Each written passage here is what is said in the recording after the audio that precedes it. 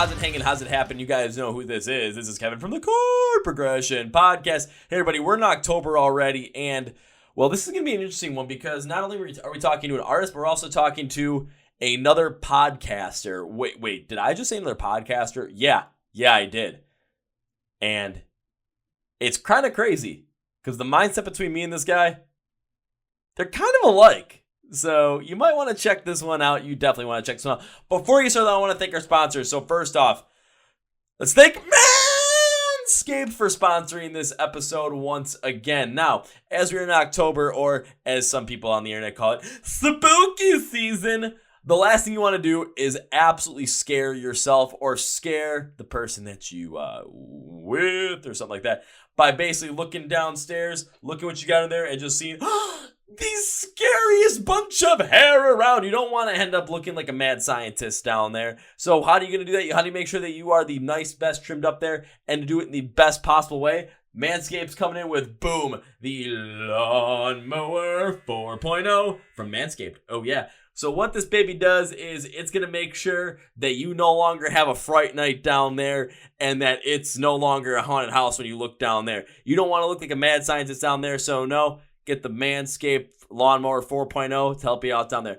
So this bad boy, it's battery operated. Okay, everything battery operated. So Kevin, why should we get this thing to make sure that we're clean down there and not scaring ourselves like any scary movie or any jump scare we've ever seen? Well, first off, this bad boy is waterproof. So say you drop it in like some water or something. Say you're shaving the shower, so you drop it like, oh no! Waterproof, no big deal. You're covered. Second off, it has advanced skin-safe technology to make sure that it prevents any of those like weird like little nicks and cuts that you might end up getting there, because no one wants to get nicks and cuts on their boys. That's just not worth it. It's not happening, because the blade that cuts your stuff, it's kind of made out of ceramic in a way, or some ceramic like material. So it makes sure you get the cleanest, smoothest shave down there while preventing getting those little nick cuts. And you want to see what you're doing down there? Let me rev it up again. 4K LED light to make sure you can see what you're doing down there. Get rid of those ghosts. Get rid of those crazy haunted house style looking like things you got down there. Get the best shit you got down there with the Manscaped Lawnmower 4.0. You want to get one? Go to manscaped.com. You want to get some help with that one? Type in this code CPP at checkout to get 20% off and free shipping. Oh, yeah. I also want to remind you we are sponsoring the We Were Hungry Music Festival happening in Las Vegas, October 20th to 21st, 2022. Pancakes in the Pit, memes and dreams. You miss Warped Tour. You want to get that vibe again. Show up in Las Vegas, October 20th to 21st, 2022, when we were hungry. Oh, yeah. So you want to get that Warped Tour vibe going. You want to see the lineup. We've had guests from the lineup of When We Were Hungry on the podcast, like Modern Day Escape, our friends in Varsity, our friends in Outlier, our friends in Saving Vice, our friends in Palisades. Along Came a Spider. Did I forget someone? Oh, yeah. Day 2 headliner, Secondhand Saturday. We've also had the Medic Droid, Tickle Me Pink, the original line for a Skylit Drive, and many, many more, like Black Flag, like Dropout Kings. Did I just say that? Oh, yeah, I just said that. So you're going to want to make sure that you get your tickets for the When We Were Hungry Music Festival happening October 21st of 2022. Link ship to the podcast, WhenWeWereHungryFestival.com. Tickets on sale now. Get them before they sell out. And find me there. Pancakes in the Pit. Let's have some fun. Oh, yeah. Now time for a feature presentation. So we, on the podcast today, have Dave from the band Broadwing on the podcast. Dave also has his own podcast called Waking Up From Work. And honestly, you get to hear some of the cool stuff. In regards to the podcast Waking Up From Work, you get to hear some cool, interesting stuff all around the people he's interviewed, what he's learned, and a lot about just the most successful people, both musically, entrepreneurship-wise. What he's learned from them is the most important thing and the most common thing, most best piece of advice that he's ever gotten from them. And there was something to talk about Broadwing. We talk about the band. We talk about their origins and their brand new song, I Don't Want to Be Anyone, and prepare you for the next song this year. Yeah, it's called This Year. It's coming out October 21st, 2022. So please give a warm welcome to Dave from the band Broadwing to the podcast and from the Waking Up From Work podcast. Are you ready? Let's go! Yeah. Well, ladies and boys and girls, listeners of the Chord Progression Podcast. As you know, rock and metal are my big thing. So anytime I get any bands in there, I'm like, yay! But of course, there's times I like to dabble in a little bit of different things because at the same point in time, you never know where these conversations, you never know where these influences come from. And when it comes to music, there's so many different influences. You never know exactly what's going to hit you and what's not going to hit you. And all of a sudden, got an email about this band like, hey, check this out. Might be a little outside your style, but the conversation you might have could be epic. Listen to the music, found out about this guy. I'm like, yeah, this conversation definitely has a chance to be epic. Let's absolutely make it happen. So this band is two brand new singles called I Don't Want to Be Anyone, and this year out now. The band is called Broadwing. We have Dave here from Broadwing. He also has a podcast called Waking Up From Work. So let's get into it. So please welcome Dave from Broadwing to the podcast. So Dave, welcome to the Chord Progression Podcast. Yo, thank you so much for having me on, man, especially being a different flavor. I'm glad to come hang and talk with you. Hey, as my dad once told my cousin when it came to dating, variety is the spice of life, and that literally changed his life. So when it comes to the podcast, though I know what I like, I know the kind of bands I usually bring on, I mean, variety is the spice of life. So it doesn't hurt to bring on a couple of different things, get some different perspectives, get some different ideas, especially around music, around sound, just around everything that connects people in terms of music, and just going and having a good conversation. Hell yeah. So first off, how's it been going on your end, man? I mean, the little bit we did with like talking beforehand, I mean, you kind of sound like me when it comes to like, you're just constantly going with whatever you want to go with in life. On top of that, always focused on so many different things, but always doing them 100% of the way. So how's life been treating you, my man? Yes. Yeah, I know. When we're like comparing like day to day or like vibe, we're definitely, I feel like riding the same wave to some degree. Things are good, man. Things are not in like the lockdown times. So I'm honestly very grateful to just be doing my thing in general. You know what I mean? Like I'm a pretty grateful person. So I get amped to be doing my thing right now and not so cooped up. So doing things and being active again at a higher scale is a great thing for me in the way that I roll. And like you were saying, like booking things up, like that's just how I like to be. I like to be on the go, making things, doing new projects and working on stuff. So lots in personal life and work life and creative life. So it's definitely ups and downs anywhere, but good stuff, man. I'm a busy man. Busy man, but good stuff. And it kind of seems like you kind of have this same mentality that I do when it comes to a lot of stuff where, yeah, we do a lot. Yeah, we focus on a lot, and it seems like it can be a lot at times. But at the same point in time, think about this. We only get one shot at life. Yes. Why would we do anything to waste that? Why would we do anything to like, okay, we have this time. What can we do with this time? Of course, it's nice to potentially get sometimes, just kind of relax, just regroup, just recharge and everything. But we don't want to just sit around and be sedentary, kind of like, during that shutdown pandemic style where it's just like, even for myself, it was like, okay, can't really go out to concerts anymore for a little bit. Can't really go out and see a lot of people just because it depends upon how people are feeling. Can't go out different places. So what can I do that's not going to be, watching Netflix for 2 straight months and memorizing every line to Tiger King? Yeah. Which isn't the worst, but it is the worst too. Yeah. Yeah, man. It's like literally the two universes you just said, like I have been feeling recently because I went like full back in, like wanting to do stuff and be after stuff. So I have been busy. So like just came back literally yesterday from camping on an island where I had to like kayak all my stuff out there for like 5 or 6 days with no running water or electricity or anything, just running around like a wild man, and then like in a month from now, I'm going to be doing like a little bit more travel and skydiving for the first time and doing a bunch of music stuff. So I like to chill like all the way where I stop everything. And I like to go like all the way where I do the life is short game where it's like, fuck it. Like what can we do right now? Time is the realest thing that exists for a thing that we spend. Time is the most precious resource we have because we only have a certain amount of it. We do not know how much we have left of it.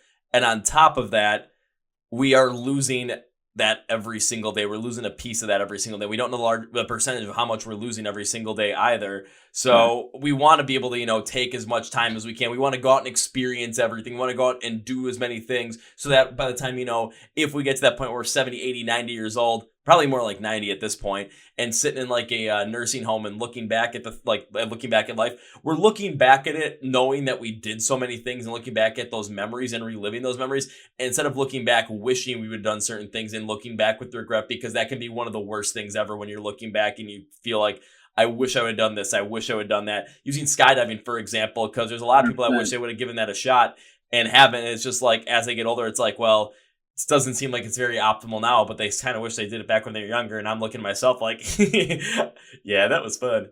Yeah. Oh, you went? I went during like the pandemic time. I went in August No of way. 2020 because one of my friends, Sick. I just mentioned it out of the blue and she's like, yeah, let's go do it. I just said, yeah, sure. And then she booked it and I'm just like, well, I'm going skydiving now. Alrighty. Oh shit. Well, I'm glad that you're still here because that gives me more hope as I get closer to it. But that was the same way, man. Someone just shot me an email and they're like, "Hey, we're running this event. Do you want to be part of it?" Like through my podcast side. And I was like, I literally saw the subject line that said like skydiving, and I was like, whatever this is, it's just literally a yes. I have no idea what they're gonna ask me. So I just I just saw it. I was like, yeah, I'm like a yes man for the most part, unless it's like absolutely 100% dangerous because I don't want to die.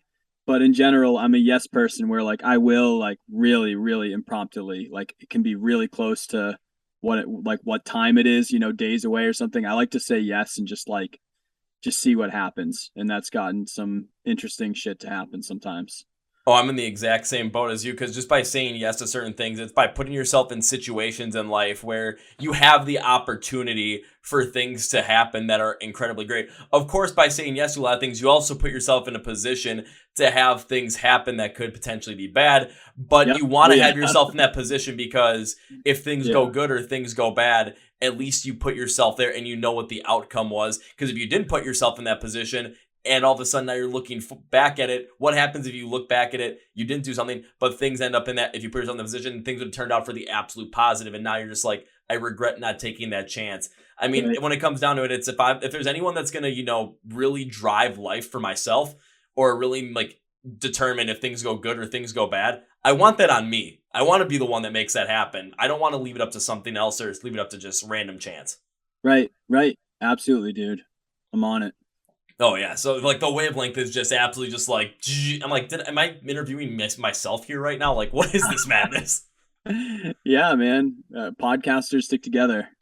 They do. So I kind of want to talk about your podcast as well for a bit. Waking up from work. So can you give me a full rundown of exactly what brought you into the podcast realm, doing this? What was the inspiration behind it, and what have you learned from doing a podcast for yourself as well? Along with basically tell everyone what's it about, man. Like, I want everyone to know.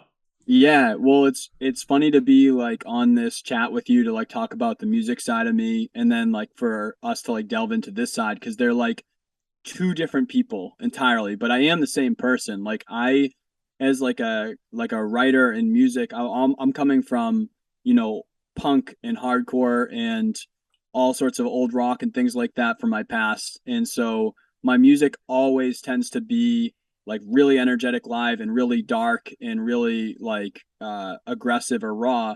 But then like I myself as a person, I am super into business, super into like making businesses in a creative space, things that can like be like joining the lives together in a way that music can be what I'm up to. And so the podcast is like the business side of me on like the day to day where like I can be or I can easily be a person that's in a meeting in a suit or something like that and talking about some type of marketing or SEO or website or like stuff like that when it comes to that side of me, or I can easily be the guy like in our next music video coming out that's like covered in like people drawing all over my body with nothing but jeans and Doc Martens on, in a bed full of beer cans and bongs. It's just like they're both me. So that's a round circle way to say the Waking Up from Work podcast is kind of the business side of me. And that was like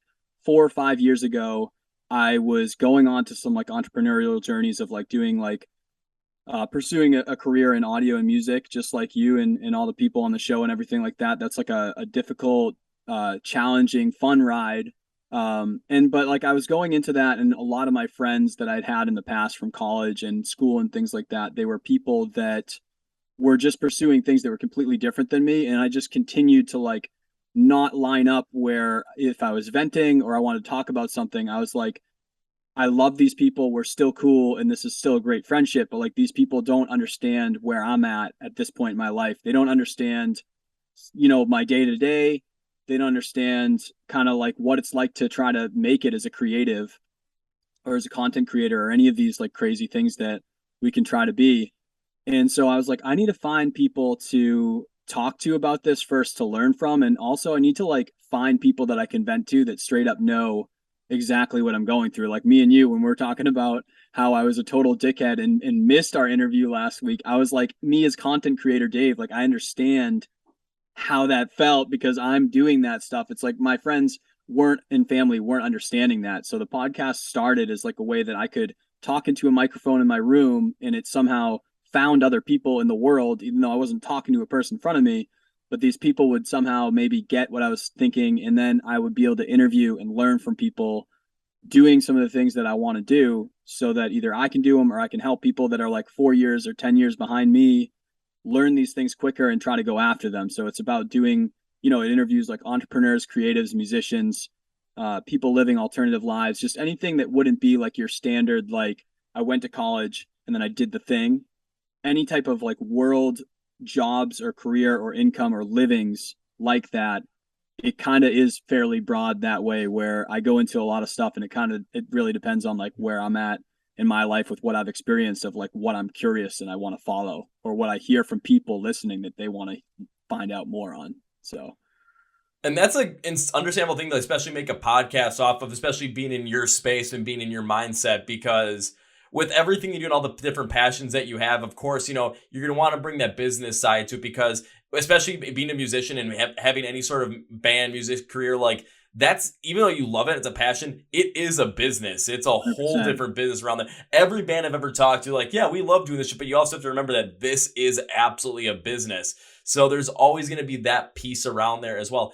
And I do have to agree with you when it comes to, talking with other people, especially when I started out everything with the podcast, everything around like what I was going to try and do here, because it was something completely different back in 2018, 2022. It's where it's at right now. And I'm glad it turned into this, because now I know exactly where I want to roll and what I want to do in life and what makes me happy. Because every time I'm on this thing on Zoom and all of a sudden I see that little icon pop in the corner that says, whoever's supposed to be on the podcast is in the waiting room, like, woo! Alrighty, I'm ready. Let's go do this shit. Yeah, So there's that like adrenaline there, but talking with people, especially at the beginning of it, it was like, oh, you're doing that, but you also have a okay, pretty decent job with a pretty decent company. Why would you want to do that? And it's just like, yeah, well, that whole entire like go to college, do the thing, like 9 to 5 work lifestyle. Basically, it's the Cards Against Humanity card. It's like, go to college, get a job, get married, have a couple of kids, buy some shit, retire, move to Florida, and die. It's like, I can't do that. It is not me. And it's like, I can feel that coming from you, where it's like, you yeah. don't want to have that.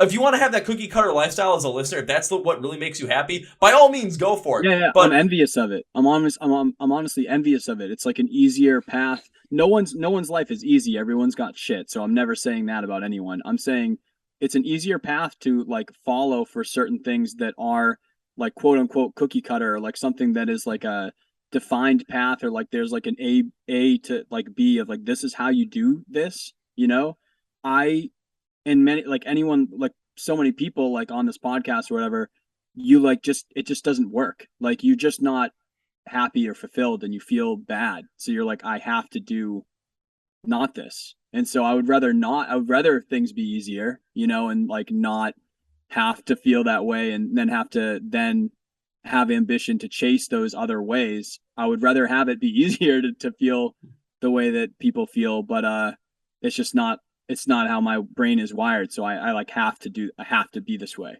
I have to do this. you have to do this because it's what's going to make you happy. It's how you're going to survive in this whole entire life, and it's what's going to make you enjoy life, especially 20s, 30s, and 40s in that realm. Just because if like I look at myself too, if I was just doing that cookie cutter lifestyle where it's just, okay, wake up, go to work, after work, go to the gym or something to get some exercise in, come home, eat, and then sit on the couch and like watch sports or watch Netflix until I fall asleep. I mean, what for me, it's what's the purpose? When I was in college, Yeah, the reason I liked even being in college is because even though it's like, okay, you're doing you got the classwork and everything, and it's just like, okay, everyone's kind of doing that particular thing, but it was what I wanted to go for, and the work was all on me. Like it was on me it was on my accountability. It was on me to make that happen. I was looked as like, if I'm in a 9 to 5 type stuff, it's like, then it's not on me. It's just kind of like I'm there doing something for somebody else. Like I was doing this for me, and it was like I needed to yeah, do something that was for myself, that I exactly. was the one that was responsible for completely, not depend upon someone that's a manager or someone that's running the company, and all of a sudden they take a different direction, and it's just like, Yeah, excuse me. exactly. Exactly, dude. So man, the wavelength is just absolutely ridiculous. Where so I got to ask you this too when it comes to the Waking Up from Work podcast, like what are some of the most interesting people that you've had on the podcast to talk to? Like who have been your favorite guests of all time to bring on Waking Up from Work? Wow. Dude, that's really tough because there's like selfish people for me that there's a lot of people that I've interviewed where they were someone that I wanted to know. Like I wanted to know more about some things for them. So like I had like if you know a lot of amazing bands. He's a producer out of Haverhill, Mass, as Jay Moss, and he was the guitarist for Defeater, and he's recorded like so many good hardcore bands in our area and like now like throughout the world and in Europe. So like he was a big guest, and Kevin Billingsley is another producer who worked on like the last Lamb of God record here in Maine. And so them for me, just as me like in the audio world or like working in music, they were big for me, even though they might not be the biggest people I've had them on the podcast, because I really had so many questions for them. And then the podcast kind of gave me a platform that I got to ask them questions after question after question. So that was huge for me. But like other people, we had like one of the people from Pink Floyd, like one of the original he's like the sax player on there, and he was on like most of their records, and he has like an experience like bubble out in LA right now doing like 360-degree Pink Floyd shows and stuff. So I had him on, and then I had Simonetta Lang, which is like a top influencer in like the fashion world, and like a lot of different people just doing stuff that like I straight up have no idea. Like I have no idea. Like some of them I like barely even know what they do. I'm like I have no fucking idea, but like they're doing some really cool stuff and they're getting income and the lifestyle and the living that they want to do, whether it's by like killing their overhead or it's by bringing in income. And I don't know, man. Those would be like some that I would mention just off of like being like bigger or being really interesting to me. But I have like a like you have more episodes than me, but I've been through quite a few episodes, and there's just been a ton of people that I've gotten the opportunity to talk to, and I can't say that there's really any that have been a bad time or I haven't gotten something out of or thought thought more afterwards. You know? No, absolutely. And it's like the reason I want to ask that question is because it's not to get to know who the biggest one that's ever been in your podcast was. It was to get to know, like, okay, what are the ones that you really drove you, or the ones that made you ecstatic? Like, hey, I got this person's podcast. I brought this person, brought this band, whatever it might be. Like, how, or this entrepreneur, this influencer, this content creator. And I wanted to bring them on. And I was happy to bring them on because it was something that you really wanted to get into. It was something that really made you happy. It was something that you Yeah, enjoyed. It was something that you learned a lot from, even for yourself. But as an audience member listening to that podcast, you get so much from those people because they've been around a lot longer than we have. They've done different things than we have. yeah, They yeah, have seen a different side of it, and sure, they might have come up and they might have done stuff, 40, 50 years ago, 30, 20 years ago, when the whole entire, what's the best way to put it? The whole entire landscape of how things are done, especially in terms of social media, the internet, were completely different, but the right. principles remain the same.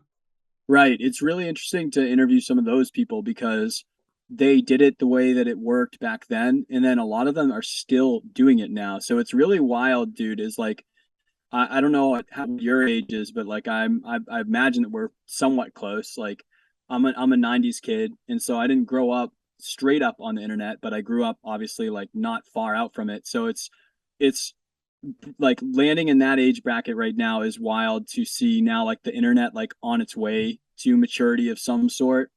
People like that, people who have been like doing things way before the internet, and then like now they're on the internet and you're watching them still fucking crush TikTok and like all these other things, and you're like, dude, like that's when you see the versatility of creators when they just keep up with what's happening, and they might not do it like the exact way that everyone does it, because they are influenced by what they were at those times before any of these things. But it's like pretty crazy to watch people like reinvent themselves over and over and over again. And like that's like huge respect from me when people do that stuff, and they're just staying relevant and they're staying creating new things like way throughout their life. It's wild, dude. Oh, absolutely. And it kind of just builds up on the idea of, they understand the principles of how to make this stuff happen. They see something in those platforms, like use TikTok as an example for someone who might be 56 years old and is crushing on TikTok, even though they were crushing it back in the 80s and 90s as well. They see a pattern. They understand the way that culture is working, and they understand how important the internet is, especially, look at when the pandemic hit. Of course, that was the only real way of communication. Yeah. And a lot of people that were, older, it really kind of stunted them a little bit, even more than maybe some of the kids as well, just because the line of communication just wasn't there because they weren't as used to it. Like even use Mike, we're kind of in a weird way where it's like, when we grew up, because like it does seem like we were like pretty much like on the like a very similar, almost exact same path. Because I remember growing up, it was like, never my parents in our house, we didn't have any sort of internet connection until I was maybe 10, 11 years old. So it took otherwise, how'd I go about, talking to people? Oh, I had to go out in the neighborhood. I had to play outside. If we were going to do something that had any sort of like, video game aspect to it, it was couch co-op. Like you had to literally be in the room. We set up the 4 controllers, turn on the N64, and it was time for me to kick some ass in Super Smash Bros. Like LAN that's parties, how we did it. The LAN parties, like connecting up like 4 Xboxes. I remember we had like so many multi-taps for the PS2. Like we just connect those back and forth, and it was just like, already now we got like 8 people multiple in at TVs once. in the house. Yep. Oh yeah, but then of course, now you look at the internet, and it's also cool to be able to talk to people who are crushing it on these platforms and doing it in different ways, even if it's on the same platform. I've had 2 people on the podcast, 2 TikTok influencers, and they're both primarily pretty predominant in rock and metal, like with what they do. One of them is my friend Erica, and she's a lot more into just like more around like everything around the music and really doubles down it. My friend Lexi, she's also music, but also really doubles down a lot around what her passion around fashion at the same time as well. And watching both their channels grow, and I'm just like, it's cool to watch all of a sudden, 2 people I know start growing. And I met them literally through doing interviews. Like my friends are like, you should check them out. I'm like, okay, let's interview them. And next thing you know, all of a sudden I start watching them grow, start seeing what's happening, pick up some little like tips from them even without them like saying anything. Cause like just watching their content, seeing, okay, what's working, what's not working, especially in the rock and metal side of things. And see, how I can add to it, and also see how they grow as well, because seeing some of the opportunities they've been getting, seeing what they've been able to do, seeing some of the people they were able to partner with business. But it still means also, we go to concerts all of a sudden, we all still see each other, and everyone gives you like, oh, hey, how's it going? High fives. No one really hugs me at the end of concerts though, because after being in a mosh pit for 3 hours, no one really wants to touch me. Yeah. You still can get hugs at those times, but it's the true and the faithful. I can get hugged at those times. It's usually from those big ass motherfuckers in a pit that I just went ape crazy with for 3 hours. It's like, dude, come here, man. But like, someone that's been up in front, like, and doesn't want to be touched, someone that's like dripping in sweat. It's like, no. Yeah. High five. Oh my God. But like, it's amazing to be able to like watch different people just, especially in the same realm that you are, succeed in many different platforms, be able to kind of see what they do, see what makes them successful, kind of reverse engineer it to see where the core of that is, what the core reason behind that is, and how, especially kind of like with the people you bring on your podcast as well, how can we kind of take what they've done, break it down to the core principles, break it down to the core idea, reverse engineer it so we can use it for ourselves in our kind of capacity in our realm. Right. Exactly. Yeah. And everyone like no person is the same. Like everyone has like a completely different like way that they see things or way that they find humor or like things that they're good at. So it's like you can never just be the thing that works for everyone. Every person works completely different, but you can always like digest what it is that's working for them and then kind of like you were saying, reverse engineer, like rebuild, like what is it that like why does this work? Why do I need to keep paying attention to this person or like watch these videos and things like that or see these pictures or read this blog? And yeah, it's cool, man. I'm always trying to pick people. That's why I podcast too. I mean, it's like I'm always trying to pick people's brain and like understand things. I just want to know how things tick. Yeah, even for myself, that's why even though I don't listen or like view much of his stuff now as much as I did back then when I tried starting this stuff, mostly because I'm too busy working all this stuff. But like Yeah, yeah. watching, listening, or reading any kind of stuff that Gary Vee puts out there, because it kind of has that same mindset of see, like you can see what's working, you can see where the attention is, see why people are getting that attention, figure out what kind of reverse engineer so you can find that core, what the core reason behind that is, and Yep. figure out how you can use that for yourself and for your own brand. Totally, man. Yep, big Gary Fee fan here, and I'm in the same like mode where like I feel like I hit him like unreal hard like 6 years ago or something like that, and now like I keep a pulse on him because he's always really, really ahead on when things start to change, and I like to pay attention to all those things, but I feel like it's the same it's lesson from him too, but just from a lot of other people where like I am so focused on creating, I'm trying very hard to like lower consumption past like what I need to like learn and not consume just because, you know what I mean? Like I stay try to like find a balance. So I'm also trying to like make things as much as possible and then consuming when I have dead time, you know? Oh, absolutely. Because I'm the same way. But also, like in times when I was listening to his stuff pretty frequently, like there are a lot of people, like in the Q&A sessions at like some big kind of speech that he gave or something like that. Like they would say, like, hey, like I'm doing this. I'm sorry, I'm not listening to the podcast any like much anymore, if at all, just because I'm focusing on like what I'm doing. You hear Gary Vee's like, dude, that's what I want. Like I Hey, look want you to good. do Don't that listen shit. to it. Yeah. That's so rad. It absolutely is. So one other thing about the podcast, I want to know if you can pick up something off the top of your head. So what was the best or most important piece of information, advice, or learning that you have gotten from your time as a podcaster from one of your guests? Like, what's the one thing that just sticks out in your head, either as like the most important thing for everybody else, or the most important thing that you learned yourself that you now use in your day to day life as both a musician or as a businessman? Yeah, I'll split it into like two different things. Like, Perfect. or like a couple of different things, I guess, because a lot of them aren't necessarily like from one guest, but like I've done like the first 100 episodes, like the 100th episode, I compiled like the answer of like one of the questions I ask at the end over like 100 different people. And I'm doing the same thing kind of in the second set, and it's trying to understand like between all of these different types because they're so different, right? What is the commonalities between what makes people do some of these things that we think is like crazy is like the normal societal community, and a couple of those things like I guess like business side and like creator side. So like on the music side, like yes, like what you're saying, you have to treat it like a business.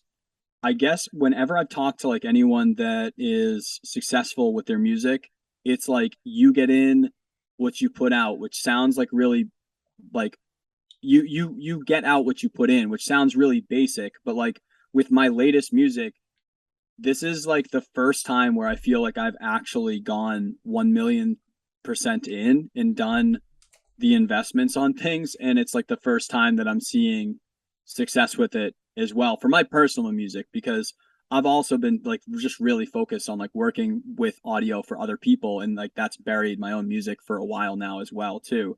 But so like people as artists, like the people who are doing well, like they're not afraid to obviously money, like spending more money on a nicer music video or a nicer studio or better marketing or PR or merch or all of these things. Like, obviously, that will always help.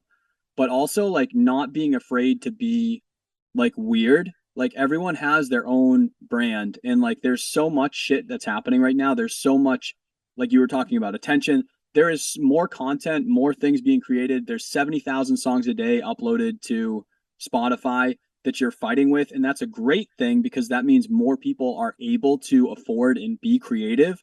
But that also means that there's like a bigger river to swim through and to like do things. So whenever you're taking those photos or making the video or doing the thing, just think like one step further and be like, how can I make this absolutely fucking ridiculous? Like, how is I make this weirder? How do I make it grosser? How do I make it cooler? How do I make it whatever? To just be extra so that way when people are going through all these social channels, they see whatever it is and they're like, I don't even know if I like this band or this business or whatever, but I have to see what's going on right now. It's a basic marketing thing, but it's like that's like one thing that I got from artists is just like, don't be afraid to be weird.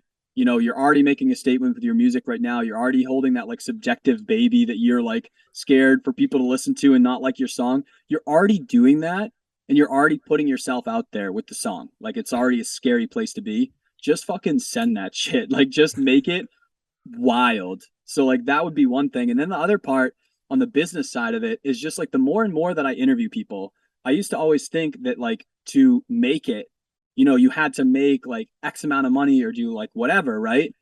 But it's like a lot of the people that I'm interviewing, even like the famous ones, like the ones that are like in my head, they're like, those are the people that have made it. What are they doing? They must be making whatever.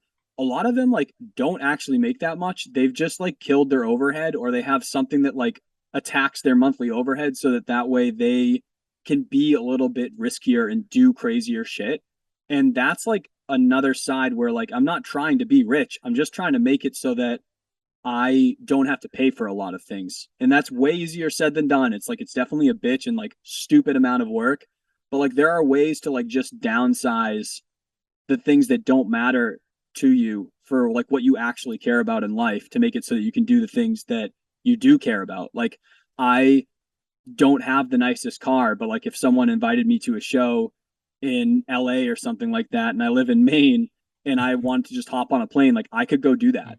You know, if I don't have like the nicest house, like right now I'm renovating and I'm doing it all myself to save money, but it's like I don't have I haven't had ceilings for like 6 or 7 months. And actually I watched my recent music video that's coming out in October and it's shot in my house because it's that much of a shithole. And my wife and I were watching, we're like, this is kind of depressing because like we were supposed to like make it look like we were in a shithole. And then I was like, I actually do live in a shithole and drink a lot though. So like this like depicts, it was supposed to depict my life, but like I didn't mean to actually use my house and then like depict my actual life. So like the music video isn't even like supposed to be trying to be realistic. It's just fucking exactly my life. So, but it's like my point being, I guess on the business side is like if you want to do whatever it is that you want to do, there's a way to get there without having to make gobs of money. You can do things to just make it so you don't have to live off of a lot to do the thing that you want to do more often than things that you don't care about, but society like wants you to think that you care about. So I guess those are the two biggest things. Like you get what you put in out of it and don't be afraid to go all the way. If you're already there, just send that shit.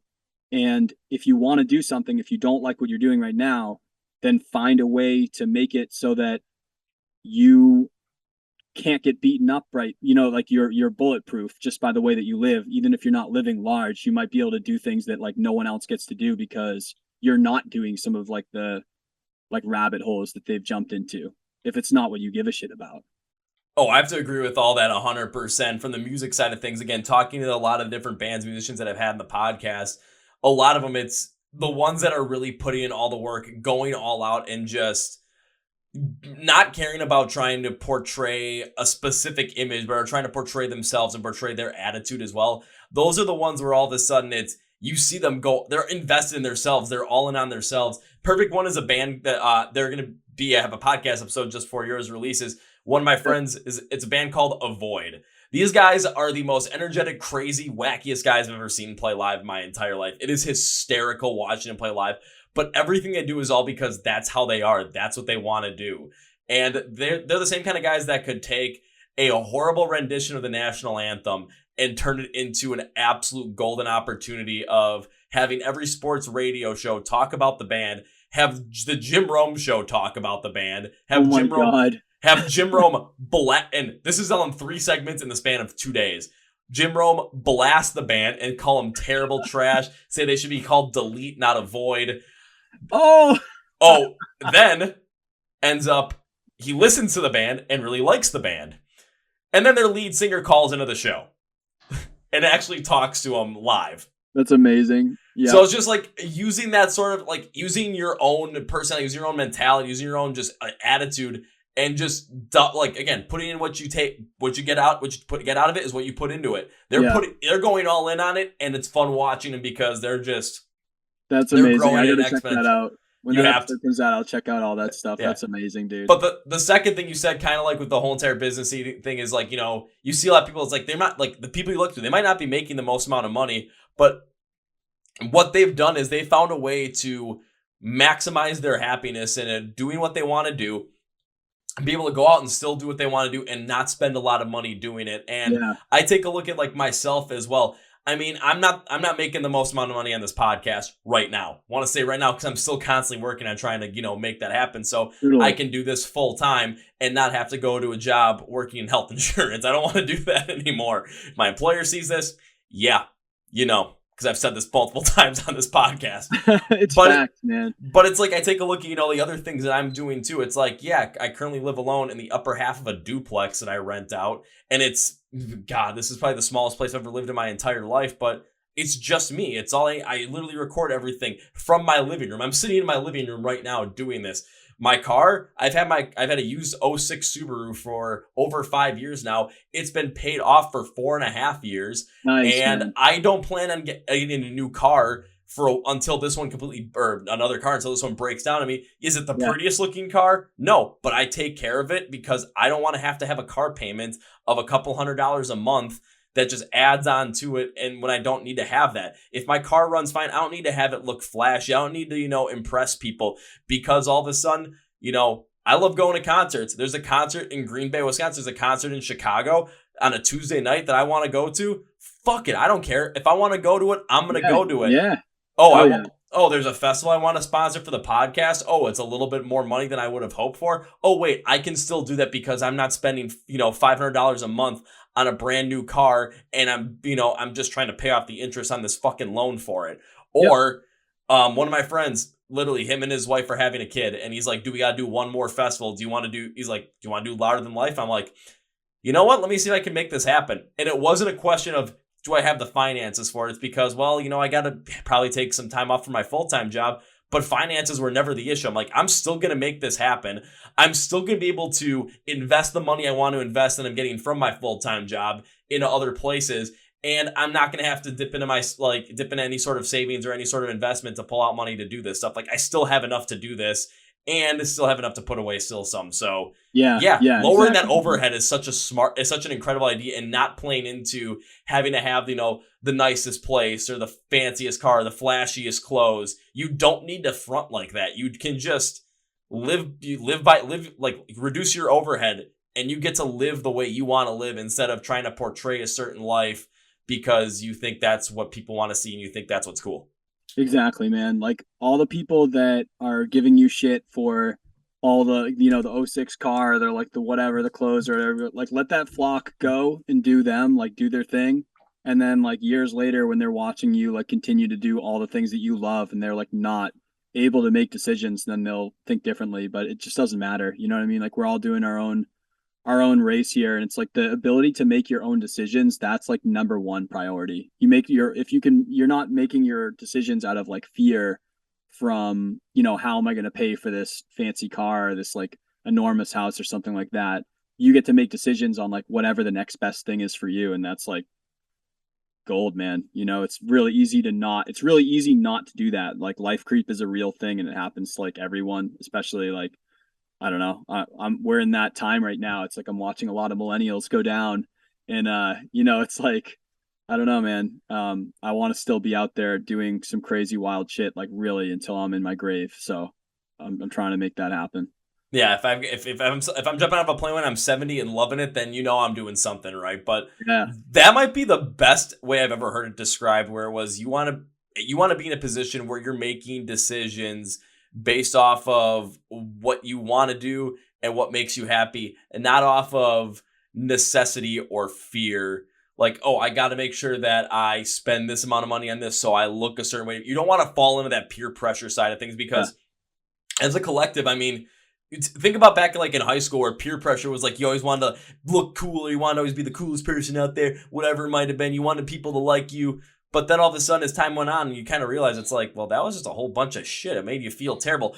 But Yeah, then you still kind of go and do that in, your day-to-day life. It's, you try and get the highest paying job because it has this status symbol behind it. You try and have the nicest car because it looks good to people that you don't even give a crap about. You want to have exactly. the nicest clothes or the most biggest best designer clothes because you want to portray this certain image when, by the time, the end of the month comes, beginning of the month, your rent is due, your car payment is due, everything else due. Now you don't want to be struggling to have to put this stuff together. Or if, you have an opportunity to go and do something, opportunity to travel, opportunity to go see a friend, go do something absolutely crazy that you want to do.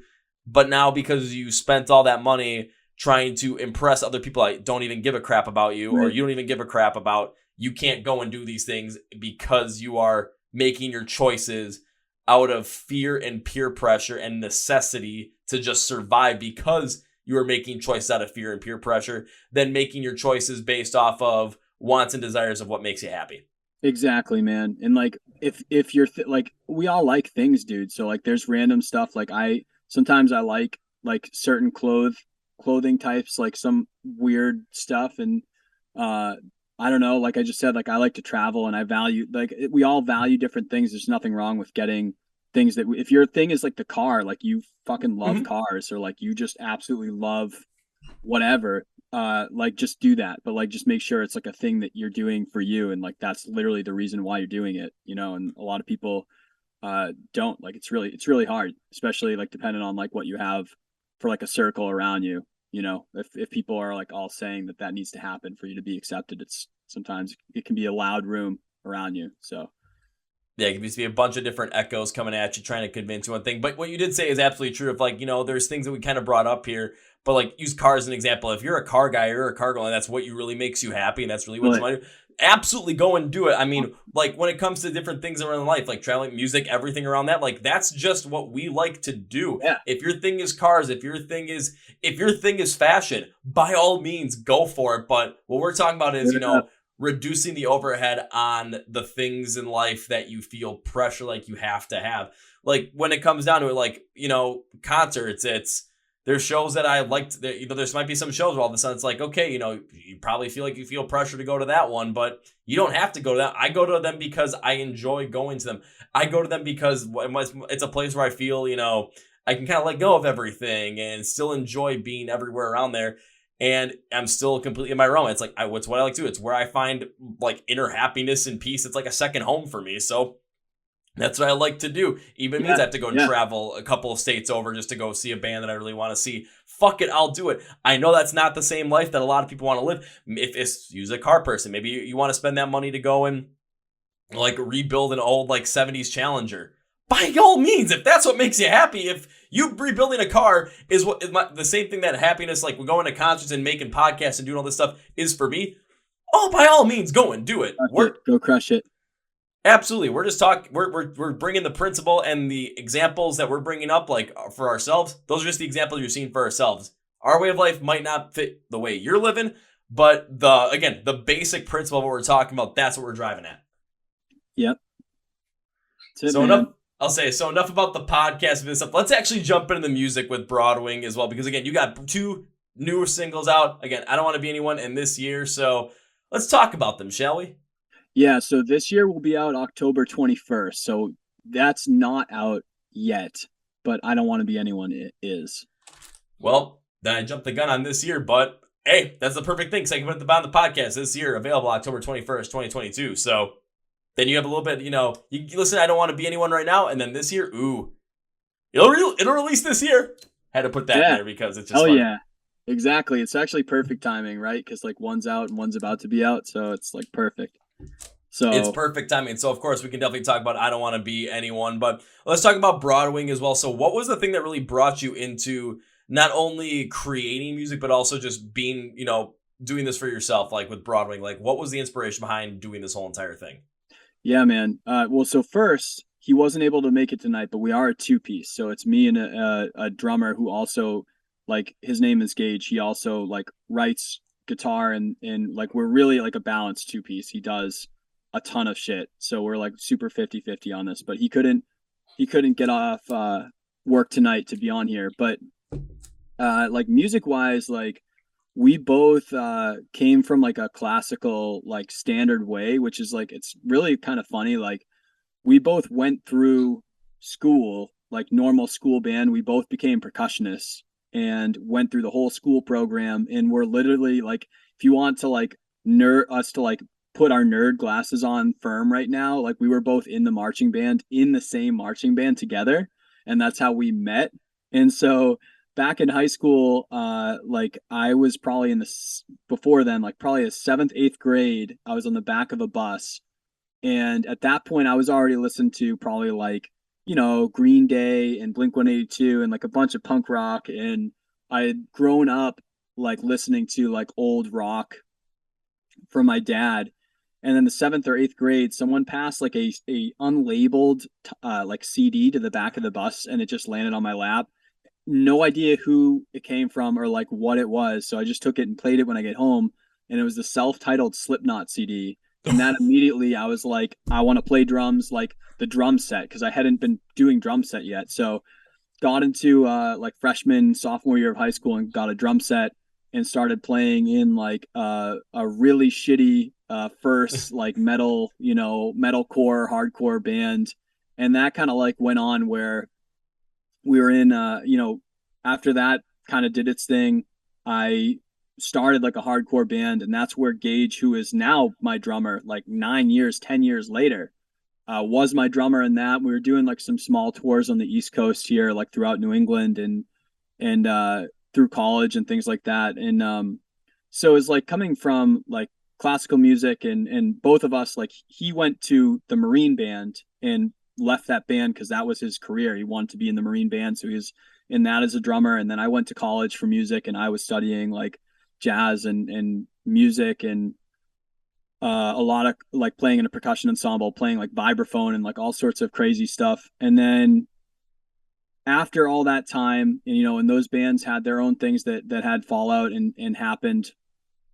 I was out of school and I wanted to do like different music. I had been doing like hardcore and punk music at that time for already like 8 years. I started playing out in clubs when I was like 15, 16. And I was like, I'm listening to already like a lot of different music right now. And I've been listening to a ton of different music that I've never been able to like write into any of my music because it's always been on like the way, way heavier side.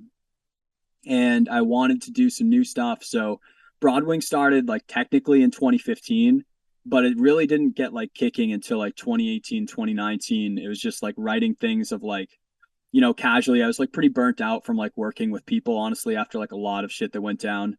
And then 2018, 2019, before Gage reconnected with me, I was with some other people doing like kind of like an indie, way more on the indie side of rock.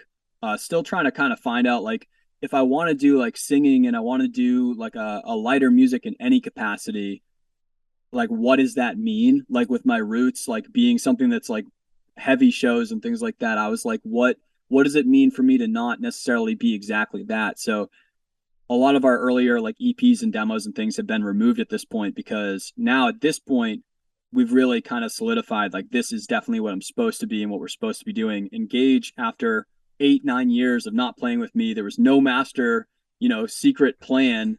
Had some stuff go down where he was in Florida, he was out of the Marine Corps band and all that stuff, and he wound back up in New England here, and we started hanging out again after I had moved from New Hampshire to Maine, and my members for Broadwing had gone off to like have kids and go back to school. Like no malicious Mhm. stuff. Love those guys. They just had to do life stuff.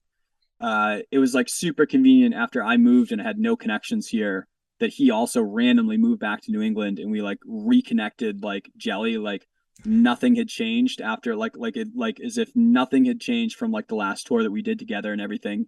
And that's kind of how we got back to where we're at right now. And as a two piece, it's like working perfectly because it's like not, I loved being with more people and there's definitely like pros and cons on both, but like right now we are super like easy to work together. It's only like a yes or no between the two of us to like choose what we do and do not do. And we're able to move really quickly and like super aligned right now. So that's kind of where we're at now is these two singles are really the sound that I feel like we were supposed to be getting to with some of the influences that I had in pop and trap and rap and things that I've been listening to for the past 4 or 5 years and just never incorporated back in. We're like really on a good path here, I guess, like with these couple of singles, but we've got like a ton planned for the next couple of years to just go back at it again. That's an insane just route of reconnection, of course, with Gage. Just again, just it's all weird how this stuff happens, but if it's meant to happen, I kind of look at it, it's like if it's meant to happen, it's gonna happen. Where just you take the opportunity, all of a sudden, Gage reconnects with you. You guys reconnect. Holy shit! And now you guys are working together as an equal part two piece, and everything. Yeah. And now you're able to like actually incorporate a lot of things that we're always wanting to incorporate in your music. Like you said, like some of that pop and trap stuff. Just really bring it in to bring forward a different type of sound that you guys are really looking to drive off and you're looking to really work off of. Right. There's so much more that you can do, especially as a two-piece. And kind of look at it this way too, kind of coming from that like two-piece side of things.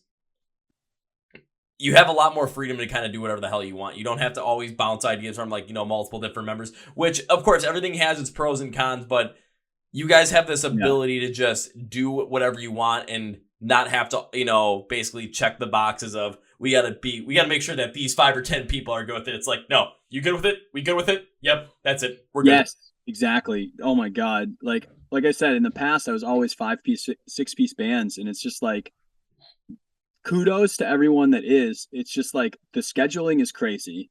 Like being able to be like, hey, can we play this show that's like really important that we need to play somehow?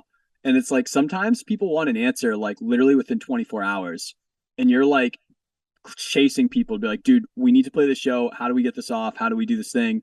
So like playing shows or like writing obviously is really challenging. Like that's just a lot of opinions. Every one of those people listens to different stuff, even if they've got like combined stuff that chooses that. And that's like a really cool thing, but it can be really tough to make decisions. So it's definitely like the biggest convenience for us at this point is just that like we worked together in the past and we worked really well. And now it's exactly what you said, like every decision, like, hey, do you want to do a tour on this time? Do you want to do a music video like this? Do you want to do that? It's just very quick decision making. So it's like helping us be a lot more nimble after we've had like kind of like some things that have slowed us down in the past. It's nice to have that decision making be quick. Oh, absolutely. Because I mean, from like a different standpoint, think about like any corporation or any business that people might be working in. Think about like you want to get something done and think about how many different like people it has to go through, like this weird chain of command. It's kind of something similar like that, where if you wanted something to get done, you have to check with so many different people before you can move forward. And then the problem comes, because you had to go all these different spaces to move forward. Now you might have been too slow. Like what happens if it's like one of those shows where it could be one of the biggest show you play that year, or the fact that it might be with a band that you really looked up to, or a band that you're really influenced by, or a band that if you work so well with like on that show, all of a sudden now it's something that the industry is going to start looking at you and pick you up a little bit more. It's a lot easier to make that decision that 24 hours when it's just with one other person than with 4 or 5 other people, right? And trying to realign schedules, because what happens if like, I have like my sister's wedding that like one year, like one of the members has their sister's wedding that day, or one of the members, I got this I have going on. Well, like it's tough. There's some things that, you understand the reasoning behind them, but it's the opportunity for things to not happen because of a situation of stuff like that is greater when there's more people involved. It's just, again, having to bounce these different decisions between so many people. For everyone that's able to make it work in these bands that are large, use Slipknot as an example, 9 fucking members able to make everything work. Yeah, that is absolutely That is nuts. So many people to feed at the end of the night. That is so many people to fit into a van with that amount of instruments. I have no idea how they fucking did that, dude. Oh, back in the day, no one knows. I need to bring Corey Taylor on the podcast and ask him that exact question. Basically, like, all right, so in the early days of Slipknot, what was it like traveling when you had 9+ people? How? I'll say because now it's like, oh yeah, they've got like, I mean, Knotfest Roadshow. There's like 6 or at least 7 or like 7, 8, 9 like semis that take care of everything. Oh yeah, And totally that different story right now. and that doesn't include like the multiple different tour buses that they have just for these guys. But what was it like early on when you only had one? Yeah, seriously, dude, props. Got to give him credit for that. But again, it just seems like now, especially between you and Gage, and for the other members of the bands that used to be there as well, that went off for different reasons, whether it comes to wanting to go back to school to pursue other things, having kids. I mean, again, like you said, the thing that made me happiest, what you said was, no ill will there, because No, they're not at going all, after man. what's going to make them happy, what is going to make them feel fulfilled in life. And that is totally fine. No, Yeah, no harm, no foul. Glad they realize it now than, a couple of years down the line, if they were so invested in this and all of a sudden they realize that this isn't what they want to do. They realize at a point in time where you and Gage can move forward with Broadwing and make it what you guys want to make it, and the other guys can move forward with their lives and find fulfillment in what they want to find fulfillment in. exactly, man. Ties to like our conversation earlier. Like whatever you want to do, like do that thing, and that's the things that they want to do, and this is the thing that I want to do, and that doesn't void any friendship or like music creation that we did in the past. So it totally was just like, this is what's up, and it just put me in a position where I was like, all right, I need to figure out what I'm doing. And at that time, I honestly, like in my head, I was like, for those reasons of just going through members in the past and different projects, I was like, I'm gonna be just a one man band, and I'm just gonna play an instrument and have backing tracks, and that's gonna be it. But then Gage like worked out, and I'm really happy I have him because I definitely need people to like collaborate with and like find out what's a bad idea that I have and what's a good idea and things like that. So I'm so thankful that I'm paired up with someone, but this seems to be like a good setup for us that I feel like in the past I was afraid of because of perception.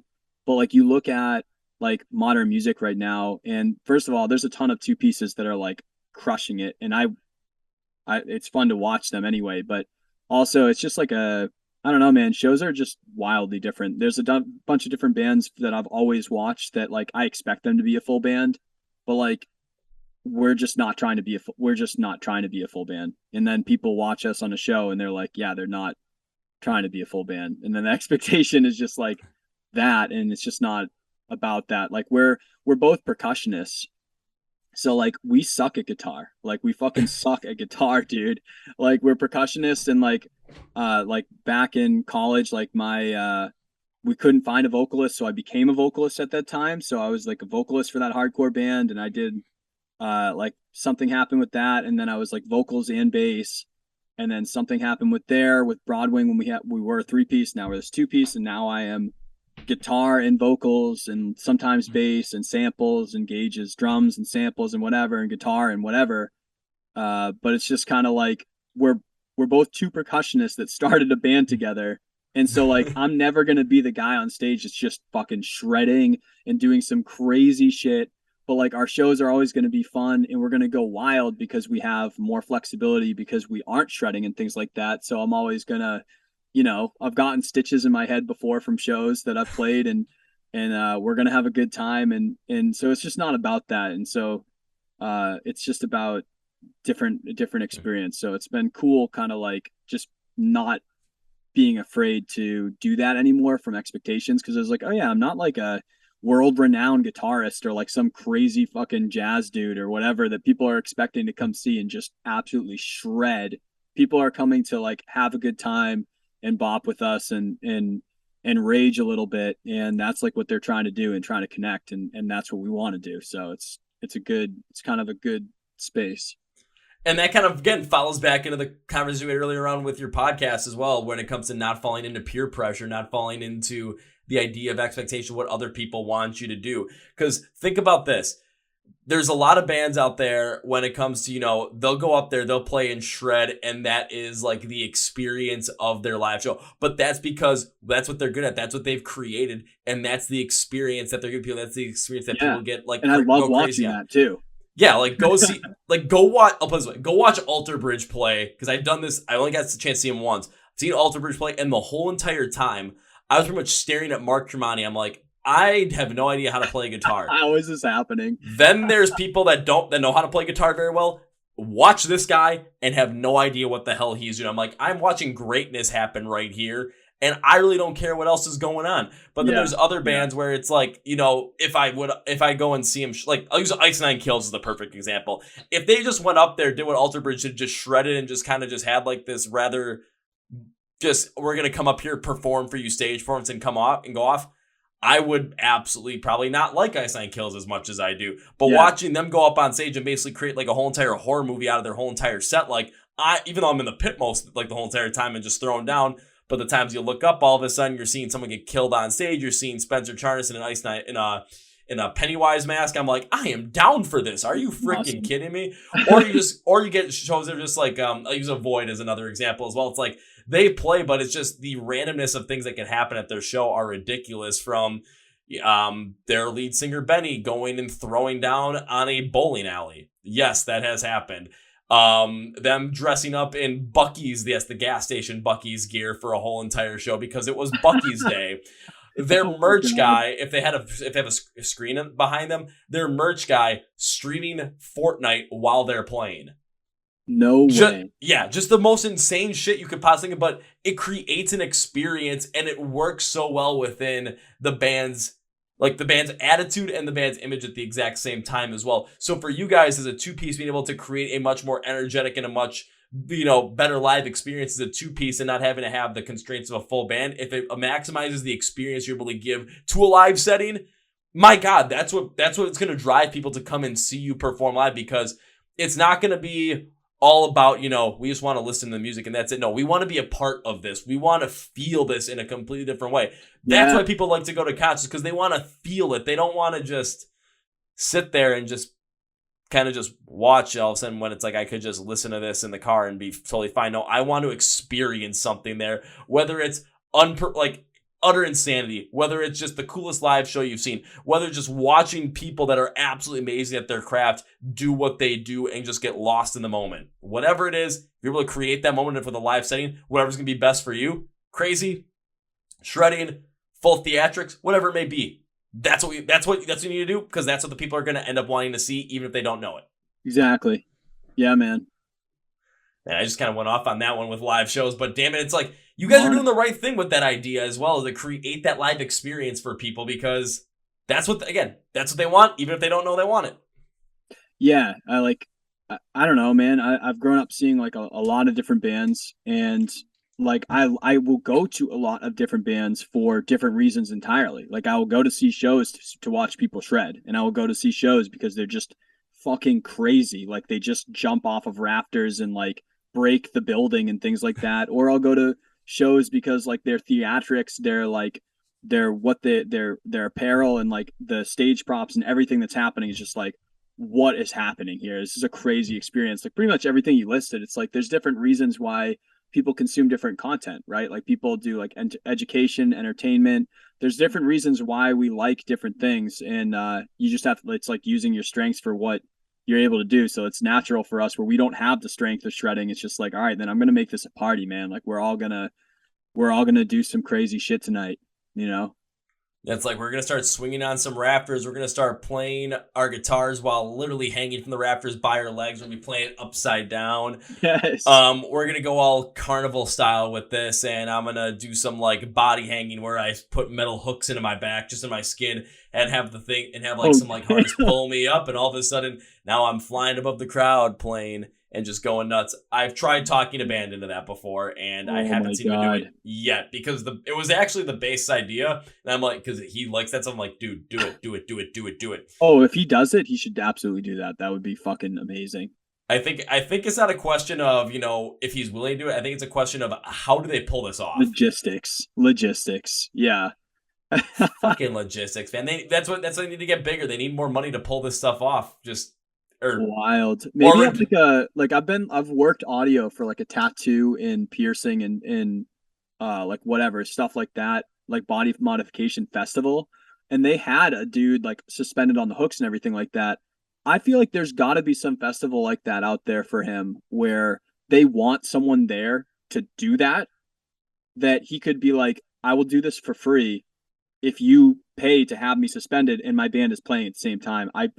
There has to be some place out there where he can he can do that. I'm sure that people would let him do that and like pay to like make that happen. Honestly, I think the best chance, and it would be the best chance too, given the style of the festival and given the location of it, would be incarceration, where it's all around both heavy music and tattoos. Oh yeah. There has to be, dude. Like has to be like that that's very rare to find those two together. I feel like to have like someone that's in like an awesome band and also heavy into body modification. I'm probably not as that rare as other things could be, but also I feel like that takes a special person, so it's something that people would definitely be into. It does, and like for the band and for the festival, both the festival and the band are from Ohio. So I'm like, come on, this stuff it works. So I'm gonna have to talk to the people that Danny Wimmers presents for 2023. Be like, get my friends in the band Ghost Static on the bill so that their bassist can literally do This body modification hanging over the stage. I would watch that. I While would have I to mean, see that. You have to see. You have to watch that. yeah, because it's like have them play the final day too, so they can go around the first couple of days and just promote that this stuff is happening. And all of a sudden, it's Yeah. like they're on one of the smaller stages. And they have this rigged up, and all of a sudden, he pulls this off. man, there's gonna be 5,000-10,000 people just there just to see that moment. Oh my god. Wow. So, I mean, Dave, if you're ever looking for something to do that might just take the cake in terms of craziness, in terms of creating one hell of a live show, I mean, if you're in a body modification, it can pull that off. God, that's not my style, but I guess I wouldn't say no to anything specifically. Or maybe just, do the good old, like, hang from the rafters by your legs and play the guitar upside down and just see what happens. Yeah. Just don't fall. Yeah.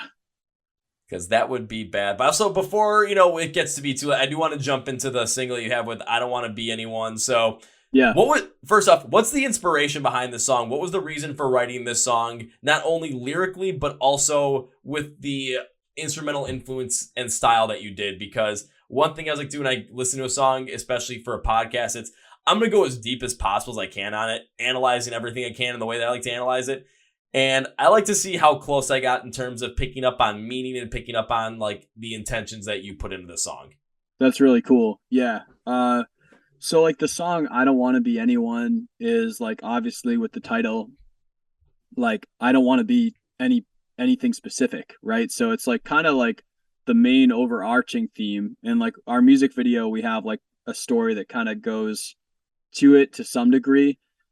And it's like, I make a lot of content and I'm very visual. Like I'm out and about. Like people find me out and about at shows and in the community and doing things. And I feel like with everything that we talked about earlier, when you're putting yourself out there, you're putting yourself in front of more eyes to judge, just like us on this podcast. Like someone be like, yo, that guy's floral wallpaper is shit. That guy's a dickhead. It's just like people have a lot of perceptions about us. Like people, we all use social media, like, obviously at the capacity it's like at scale and everything like that. And that song was written about like, I don't really want to be a thing. Like sometimes people come up to me and they think that I am a thing. You know what I mean? They've never talked to me. And because they've seen me either through content or they've seen my music or they've seen me out and about or they've seen the way that I dress or whatever it is from different, audiences, they perceive different things. I feel like when we're posting all of our pictures and our videos and our music and we're putting all this stuff out there, we're just hyper visual these days. And sometimes I'm just like, dude, I'm not trying to be a certain thing. I just want to like wake up every day and like create and do the thing that I'm doing. And like that is what I am. But I hate sometimes being like, well, are you like a this type of genre? Are you a this type of person? Oh, are like I see you with this person, so that means you're this thing, or I see you're friends with this person, so that you must be doing these things, or like all these different like perceptions. Like as humans, we like need to categorize that like makes us feel safe. We like have to like be like this is this color and this goes in this box and this whatever. And I don't want to be anyone is just kind of like about how I feel, but I'm sure like tons and tons of people feel, especially with everything that's going on and just being like I don't want to be anything specific. I just want to fucking be alive and just do the things that I do and like those actions directly speak for like what I am or what I'm not, but not knowing me or not knowing other people and then coming up to him being like you're this thing and it's like you fucking don't know, you just don't know. So it's like definitely a song of like I don't want to be a specific thing. I just want to be nothing. But then it's also like throughout the music video, if you watch it, it's like at the end of not being seen, like there's like many scenes where I'm like walking into people are like doing things, and they like don't acknowledge me or gauge and like don't see us. And then at the very end, we're like in a group with our homies, like all decked out in black on black in like a warehouse that we rented, like doing a warehouse show, like DIY, like fuck it. These are the people that understand like who I am. These are the people that get me, and we're gonna rage and fucking rock it right now. And that's kind of like what the song is about, is just like that premise of like not wanting to be a specific thing, not feeling seen all the time. And even if you're hyper visual and you're in front of someone, like there's a scene where this guy has balloons and the guy walks right up to me, like literally doesn't see me at all, and is saying the lyrics. I'm like, this is fucking insane, dude. Like, how do these people not see me for like what I am? And then at the end, it's just like, but you find the people that work with you and that like know who you are, and you stick with that, and then you make cool stuff happen.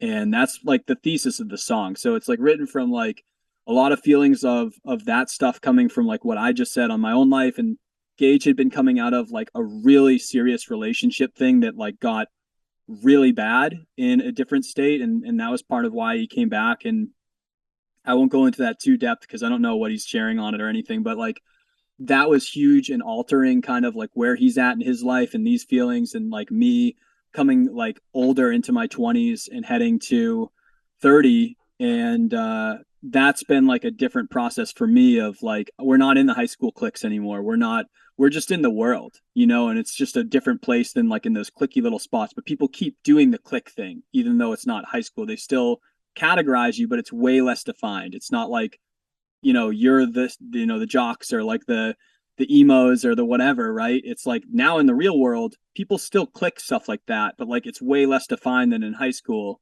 And sometimes you just don't want to be defined of that like anymore, because we're all just making choices. No one knows any idea what the fuck they're doing, and they're just living through life. And like that's all we've got. Like no one knows what's going on, so there's no reason to like push into those spots like that. So sorry, it was like crazy deep explanation, but that's what it's about.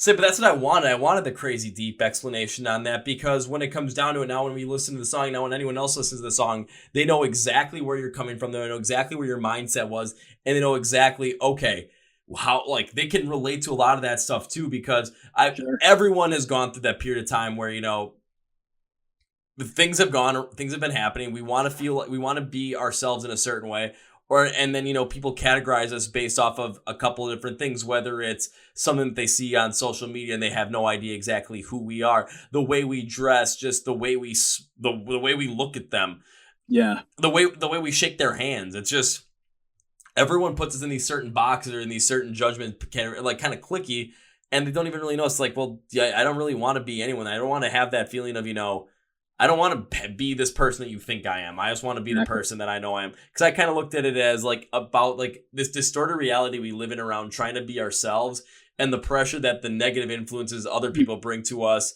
to try and be someone that we are not. Kind of, again, putting us in these boxes and kind of going back to the conversation we had earlier with all this different peer pressure to look a certain way, act a certain way, be a certain way in order to impress the certain amount of people that, you know, you really don't care about or really don't care about you. We are constantly in a struggle to fight against those negative influences, whether it's in person, primarily online with some of these influences that you see. It's like, oh, living my best life kind of stuff.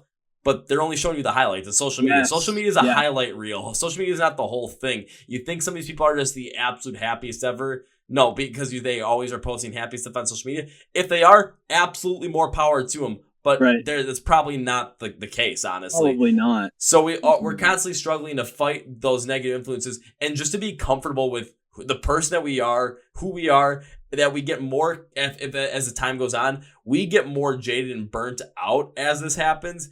And if we keep fighting and not succeeding in our quest to be happy for ourselves. So it's also kind of a look at that, just like, I don't really want to be anyone, but also we kind of start to feel a little bit jaded more if all of a sudden we start succumbing a little more to this peer pressure, and we struggle and start to fail to really find comfort in who we really are as people, who we really are as a person, and basically letting others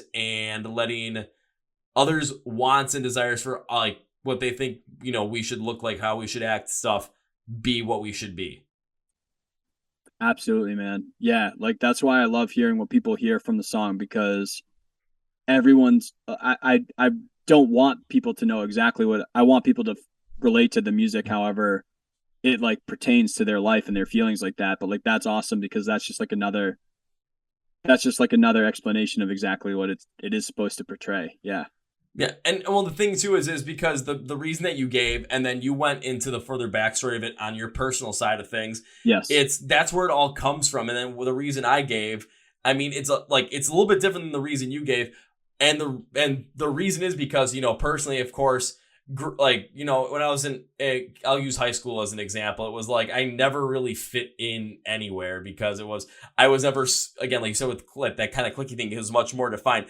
I was never in one spot because I was never fully in that whole entire jock kind of style. Yep. Because I tend to like the music that I like. Like everyone's listening to whatever was popular. I don't even remember what was popular back in 2010, 2011, but I'm blasting Rise Against every fucking chance I got because that's what I loved. That's still what I love, honestly. So yeah, yeah.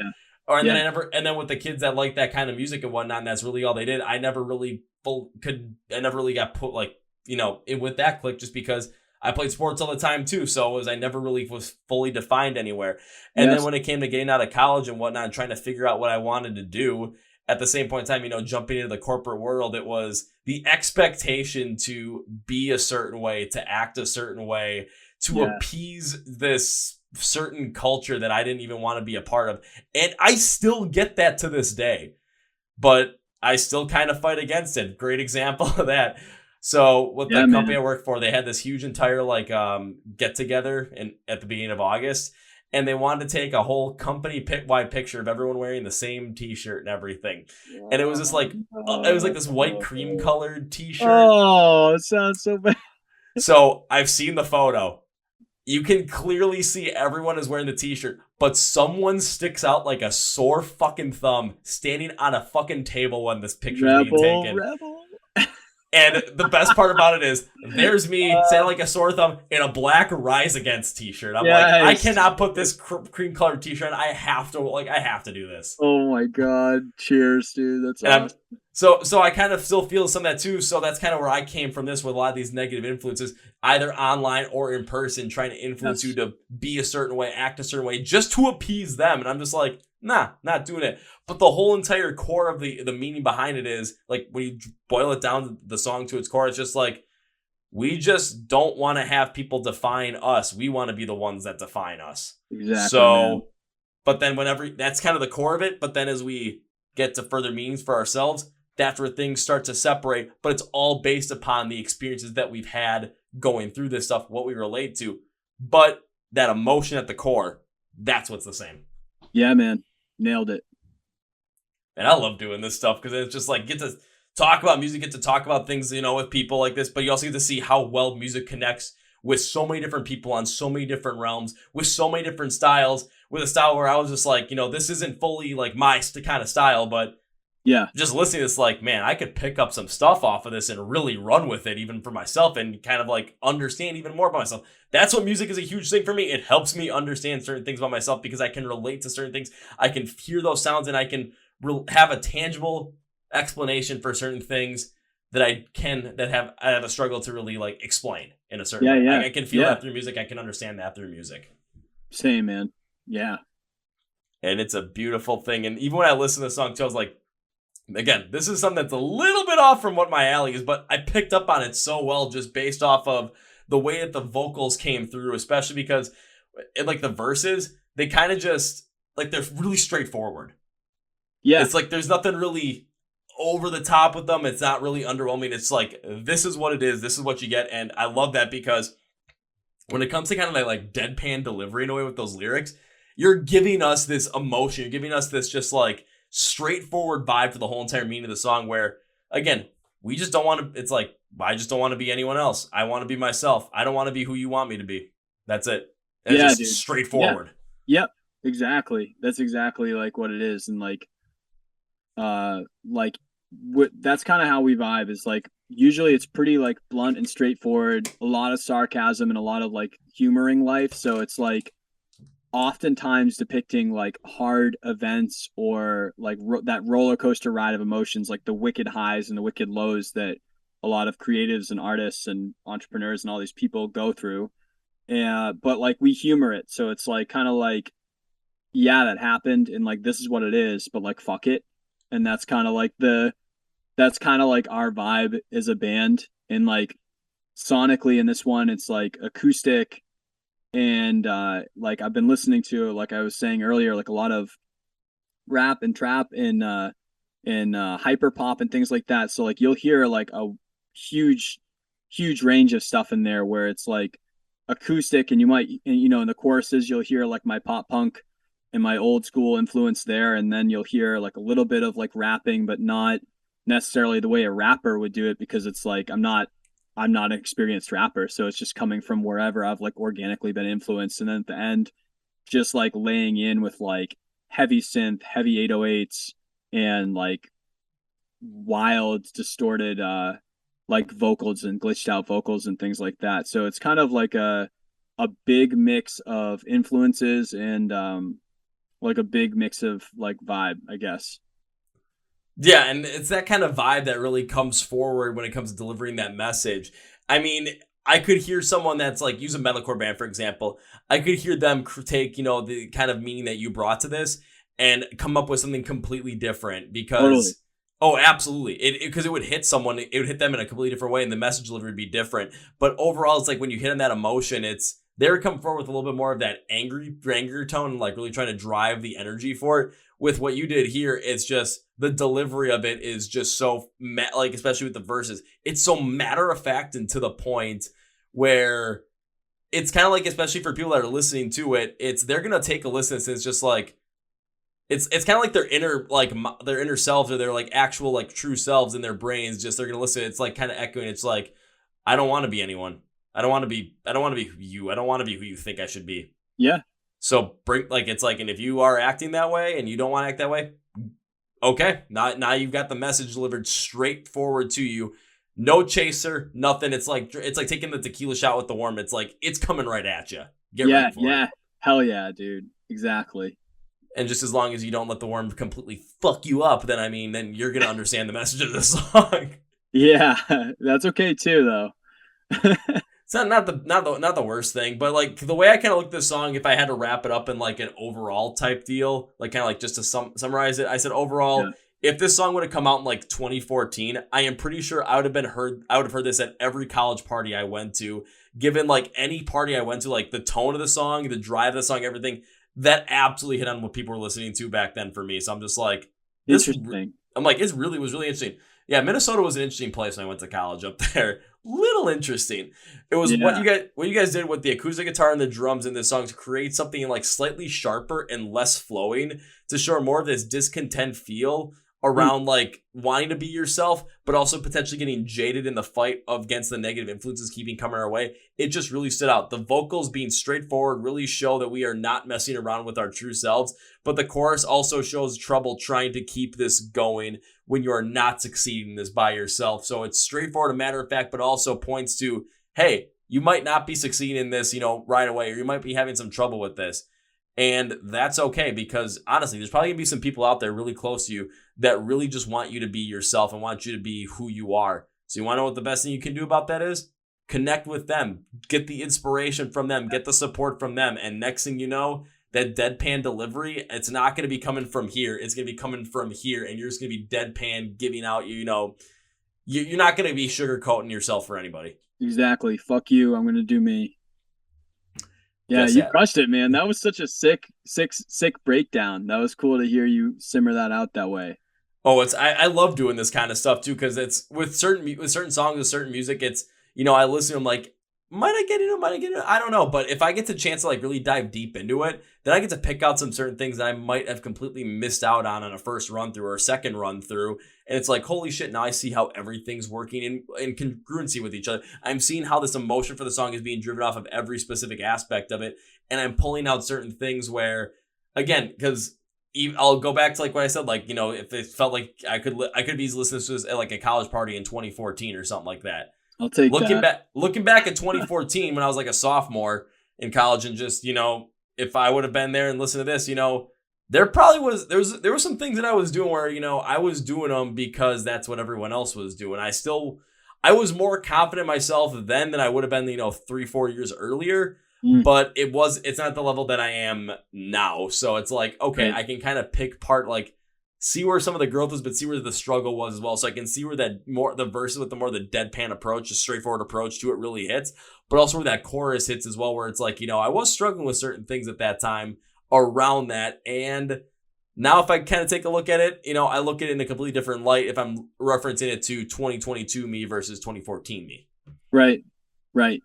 Exactly, man. It's like a whole encompassing thing. You can really use this song to take a look at different times, different years of your life, different ages of your life, and see when, you started feeling more like yourself, when you really took after it, and you're like, okay, I'm going to be myself. I'm not going to be what anybody else wants me to be. I'm not going to just be anyone that, oh, you think I should be that way? Nah, I'm not going to be that. You can see when that started. You can start to like audit, like, okay, when did this start? When did I have trouble with this? Where am I at now? And look back and see how far you've come. And then also potentially see how far you still have left to go. Right. So that's why more people are going to have to listen to this song, man. Yeah, definitely. If you guys are feeling those ways, hit us up, shoot us a DM, let us know like what you got from it, like what your take is on it. I would love to hear what people think. Well, then, Dave, this is the perfect time to pull this out, because as we bring this podcast to a conclusion, one thing I love to do is give you, my guests, a chance to say whatever you want to say, plug whatever you want to plug, promote whatever you promote, share whatever you want to share at the end of the podcast, in terms of like, where they can find you, where they can, contact you, where they can share their thoughts on I Don't Want to Be Anyone. So, Dave, the floor is yours. Yeah, so I mean, if you look up I Don't Want to Be Anyone on any platform, you'll find it. It's spelt weird though. It's like IDNT WNT, the number 2, B, the letter B, anyone, just kind of being a jerk that way. So you can find that anywhere. But if you go to broadwingmusic.com, that's like our website, and that has like every link that you could possibly need to find all that stuff. Or if you look up Broadwing, there is some Australian dude out there that has our same name that you might find as well, but you'll find us on there. And yeah, like I guess like in terms of stuff coming up, we have our next single coming out on October 21st. It's called This Year, and that was definitely a COVID song that we wrote like in some really bad places during that time. Just like everyone had some shit going on, we wrote off of that, and kind of like we rented out like a skate park and did a music video in a skate park and like some deserted bunkers on some islands off the coast of Portland, Maine, that if you're from this area, you definitely fucking know where this is at, and broke some guitars and skateboards and all sorts of stuff. So that's October 21st, and that's going to be fun. And if you're ever trying to keep up with us, Broadwing Official on TikTok or Broadwing Music on Instagram, we'd love to talk with you. If you shoot us a DM, we'll always answer that. Or if you hit the website and shoot us an email or something, we'll always answer you. So yeah, that'd be rad. Perfect. But now it's time for me to end this podcast with 3 very specific things. First things first, when it comes to everything that Dave just said around being able to listen, stream, and watch video for I Don't Want to Be Anyone, when it comes to make sure you find Broadwing Online, where you can stream music, where you can connect with them, where you can like make sure you're staying in touch with social media, where you can find them online, where you can make sure that you're ready to go once This Year drops on October 21st. And of course, with the Waking Up From Work podcast, you're going to want to know where you can find that all as well. So yes. He told you everything about that stuff, where you can find it. I'm going to take it a step further like I always do for you guys. So instead of you guys having to search this stuff up yourself, find this stuff yourself, I'm going to do all the work for you by putting in the podcast description. It's going to say find Broadwing Online. You're going to see links for everything and labels for all those links. So where you can connect them, where you can watch videos, where you can listen to music, everything around there, where you can find them online. When they'll be playing live shows, where you can find those live shows, where you can get some merch, anything like that. It's all going to be in the description podcast, including the stuff for Waking Up From Work as well. So everything's going to be there. All the links, all the labels. Click on the link and take it from there. I'm doing all the hard work for you. Now all you have to do is do the easy stuff. It's like leading a horse to water to drink. I'm bringing you to the river. I'm bringing you to the water. All you got to do is drink it. Like, Drink it, I'm baby. doing all the hard work. All right, Dave, time for number 2. So every guest on the podcast, I enjoy having the podcast. I always tend to make a certain promise. This promise has been hit by every single person I've ever had on the podcast, and you are continuing this trend, my friend. So this is not an if. Promise does not start with an if. I fucking hate starting with an if because that implies that it might not happen. And that's not really a promise, is it? No. No. I start with when. When implies this is going to happen. Date and time, we just don't know that yet. So when I get to see you perform with Broadwing for the first time live, my friend, my promise to you is this. First round's on me. Okay, fair. Second round's on us then. Perfect. That's usually how it goes, and I'm more than happy about that. So now, Dave, as we bring this podcast to its full conclusion, last thing I have to say is I can't end this by saying goodbye for a couple of reasons. One, I made you a promise. I gotta make good on my promise, man. I can't hold on. So I gotta make sure I see you play live, and first round's gotta be me. Second off, man, this can't be the only time you're ever on this podcast, man. There's so much more to still talk about with you. There's so much more to go into as more new music comes out. So fuck it. Let's do this again sometime. Let's do it, man. Hell yeah. So we'll do it live on site. When you see us, either if we come out your way or you're our way, when that happens, we will also do a podcast at the same time. I have not yet to do one that's actually live on site. So 2 birds with one stone. Just three birds with one stone. Live podcast, live show. The first round's on me during the podcast. Wow. Okay. I like where this is going. That would be something. So can we end this with a goodbye, my friend? Fuck no, we can't end this goodbye. So I'm going to end it by saying this. I'll see you later. Word. Thank you. Well, folks, in the interview with Dave from the band Broadwing. Once again, you can find everything with Broadwing and Waking Up From Work podcast online by going to the description of the podcast. You'll see the links and labels for everything to find them online on social media. Find where you can watch music videos, where you can stream the podcast, where you can stream music, where you can get in the know with the band to make sure you know when live shows are coming out. Make sure you know like when new music's coming out, and make sure you pick up some merch from them as well. Also, remember to also follow along with the Chord podcast online, Facebook, Twitter, Instagram, and TikTok for your viewing pleasure. Make sure you subscribe to the podcast, please, on YouTube, Standout Podcast area, or else you're getting your podcast online, because I know we're a lot of different places, some even I don't know about. So please go and do that. If you're subscribed to the podcast, I want to thank you very much. If you're subscribing, I also want to thank you very much. Thank you for supporting this podcast. This is what I love to do. This is what gets me going in the morning. This is what keeps me going at night. This is what keeps me going throughout the day. Love this stuff. Not giving it up. Thank you very much. If you aren't subscribed to this podcast, please do. If you don't want to, please reconsider. Otherwise, thank you for coming by anyway. I was happy to have you here. Also, remember that we are sponsored by Manscaped Lawnmower 4.0. Ooh, yeah, look at that bad boy go. Get yours at manscaped.com. Use the code CPP to get 20% off and free shipping. We are sponsoring the When We Were Hungry Music Festival happening in Las Vegas, September 20th and 21st of 2022. Go get your tickets now at WeWereHungryFestival.com. Link description of the podcast. Ooh, yeah. Thank you, Dave, for being on the podcast. Also, check me out very soon, because that Waking Up From Work podcast, yeah, Kevin's going to be on it at some point soon. You better believe it. Oh, yeah. So on that note, that's going to be for me today, guys. Thank you for watching this to the Chord Progression podcast. My name is Kevin, and you guys know how I end every single way with a big, healthy, and hearty. See ya! Yeah!